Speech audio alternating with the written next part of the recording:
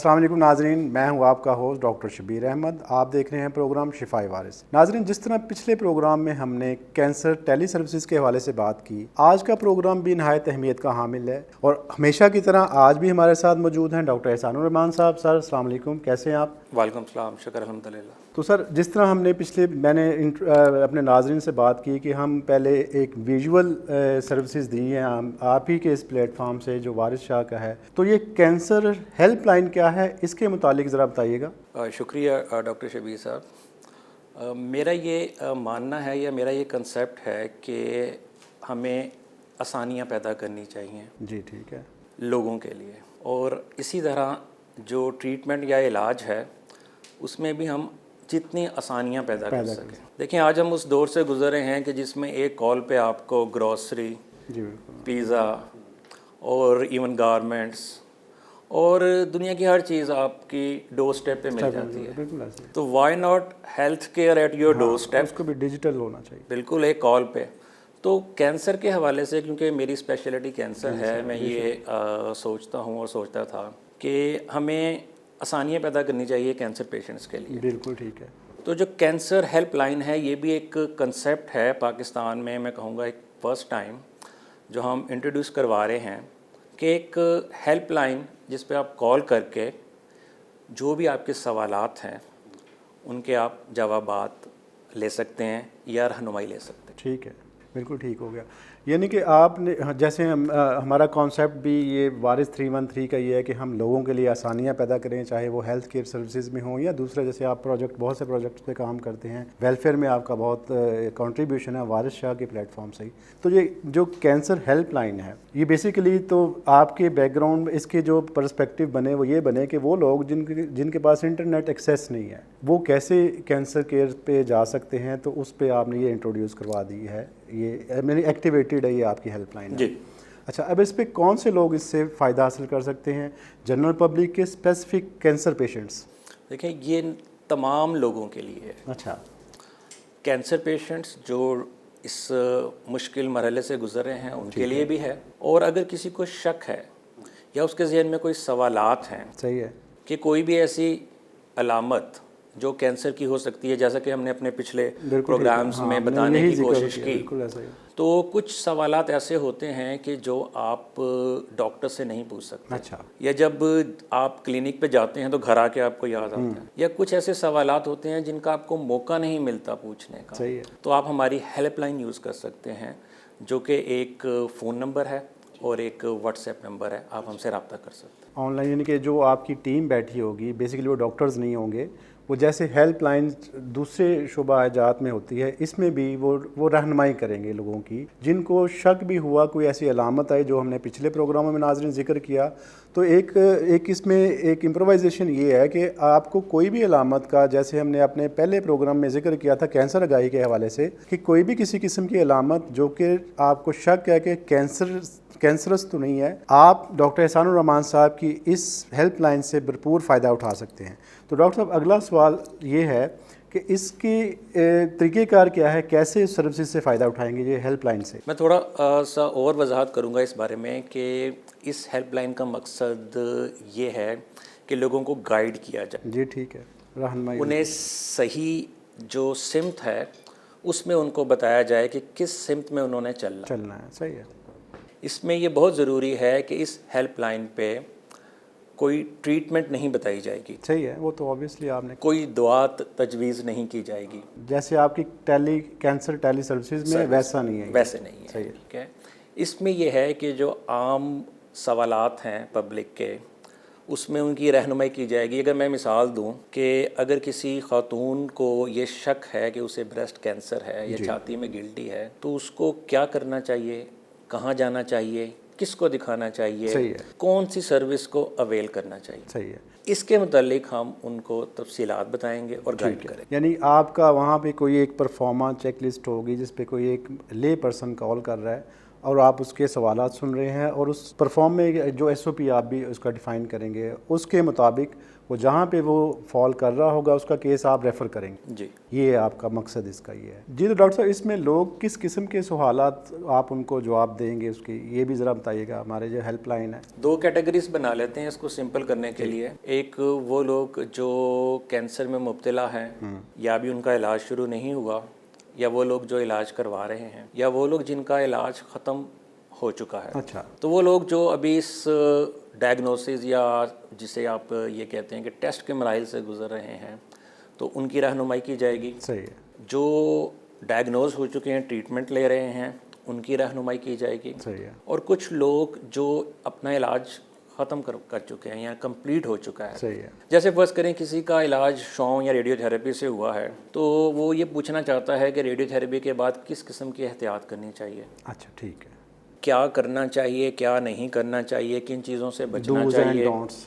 جی doctor کو کب check کروانا چاہیے. اور اس کے علاوہ یہ بھی ہے کہ لوگ ڈائٹ کے بارے میں بہت پوچھتے ہیں کہ کیا کھانا چاہیے، کیا نہیں کھانا چاہیے. بالکل ٹھیک. تو اس قسم کی جنرل جو رہنمائی ہے. اور اگر کسی کو ہماری ٹیم سمجھتی ہے کہ اسپیسیفک جو ہے ضرورت ہے، تو پھر اس کو آگے ڈاکٹر کو ریفر کر دیا جائے گا، متعلقہ ڈاکٹر کو. چلیں ٹیم آپ کی تو ظاہری بات ہے وہ ڈاکٹرز نہیں ہوں گے، لیکن وہ ٹرینڈ تو ہوں گے جن کو بیسک ناؤ ہاؤ ہوگی اباؤٹ کینسر، اس کے سارے پروٹوکولز کے حوالے سے، تاکہ وہ لوگوں تک پہنچیں گی. جی کیونکہ یہ سروس شروع کرنے سے پہلے ٹیم کو ٹرین کیا گیا ہے کہ کون سے سوالات ہیں جن کا جواب کیسے دینا ہے، اور ایک حد سے آگے نہیں جانا. بالکل ٹھیک ہے. یعنی کہ یہ نہیں بتانا کہ اگر آپ کو یہ مسئلہ ڈاکٹر نہیں بننا، اگر یہ مسئلہ ہے تو آپ یہ والی دوائی کھا لو. دوا تجویز نہیں کرنی متعلقہ ڈاکٹر سے، کیونکہ بیک اپ پہ ایک پوری ٹیم موجود ہے ایکسپرٹس کی. تو اگر کسی کو یہ ضرورت ہے کہ اس کا کوئی ٹیسٹ ہونا ہے یا اس کو کوئی ڈاکٹری مشورہ چاہیے، تو ہم موجود ہیں. جی بالکل ٹھیک ہے. جس طرح مطلب یہ جسٹ لائک جیسے ہمارا اگر وہ ہم دیکھیں ماضی میں تو ڈینگی ایک فیور آیا تو اس حوالے سے ہیلپ لائن بن گئی، اس میں بھی سیم اسی طرح کی چلی. جیسے ابھی کرونا کے حوالے سے بھی بہت سی اس ہیلپ لائن آئی ہیں ہمارے آفیشیل. تو لاسٹلی ہم یہ پوچھنا چاہیں گے کہ اس میں اسپیسیفکلی جو ہم ڈسکس کر رہے تھے، اس پہ جو اسپیشل آپ کا فوکس ہوگا وہ بریسٹ کینسر کیئر کے حوالے سے ہوگا. تو بریسٹ کینسر ہیلپ لائن کے بارے میں ذرا بھی روشنی ذرا تفصیل سے ڈالیں تاکہ ہماری وہ خواتین جن میں کیونکہ بریسٹ کینسر کا ریشو پاکستان میں بہت زیادہ ناظرین، تو اس حوالے سے یہ ہیلتھ سروسز جو ہیں یا جو ہیلپ لائن ہے نہایت ہی مفید ثابت ہو سکتی ہے. ڈاکٹر صاحب پلیز بتائیے گا.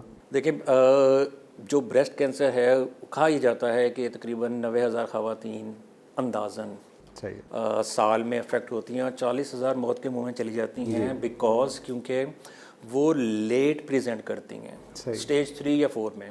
اور پریکٹس میں دیکھنے میں یہ آیا ہے کہ زیادہ تر وجہ چھپانا ہے.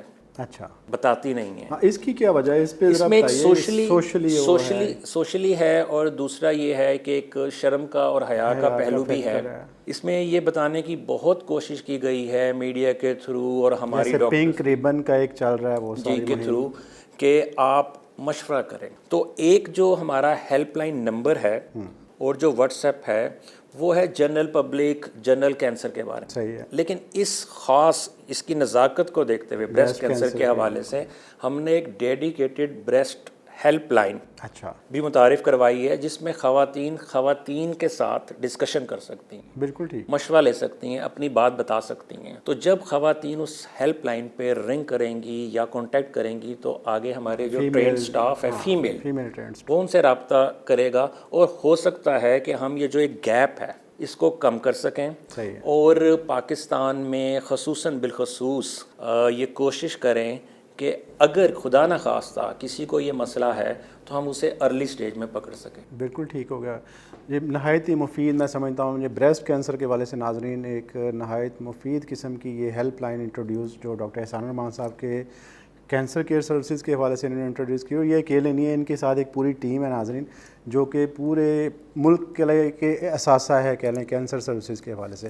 لاسٹلی ڈاکٹر صاحب ہمیں بتائیے گا اس کی جو ہیلپ لائن ہے اس کی کوئی ٹائمنگ ہیں آپ کی فکس ہیں یا کہ 24 آور ہے؟ نہیں، انیشیلی ہم نے اس کو ابھی صبح 11 بجے سے 6 بجے شام تک اس کو رکھا ہے، اور موسٹلی میں نے وہ ٹائم چوز کیا ہے کہ نہ یہ بہت ارلی ہو نہ یہ بہت لیٹ ہو.